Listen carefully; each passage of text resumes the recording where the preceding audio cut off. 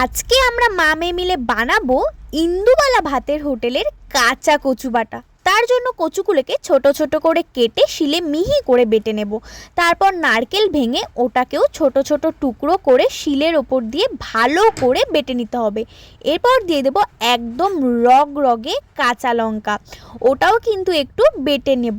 তারপর দিয়ে দেব পরিমাণ মতো লবণ, আর দিতে হবে কালো সাদা সর্ষে। তারপর আবার বেটে নিতে হবে।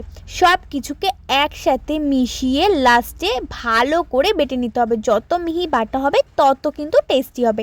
লাস্টে দিয়ে দেবো কাঁচা ঝাঁঝালো সর্ষের তেল। ব্যাস, সব কিছুকে মাখিয়ে একটা বাটিতে তুলে নেব। এরপর একদম গরম গরম ধোয়া ওটা ভাত আর সাথে ইন্দুবালা ভাতের হোটেলের মতো কাঁচা কচু বাটা দিয়ে ভাত মাখিয়ে একগাল জাস্ট মুখে দিলেই বুঝতে পারবে যে এটা কেন এত বিশ্ববিখ্যাত। যারা কচুতে ভয় পাও তারা কিন্তু এটা একবার বানিয়ে খেয়ে দেখো কেমন লাগে। আর আমার ভিডিওটি ভালো লাগলে একটা লাইক এবং সাবস্ক্রাইব করতে কিন্তু ভুলো না। দেখা হচ্ছে নেক্সট কোনো ভিডিওতে, ততক্ষণের জন্য বাই।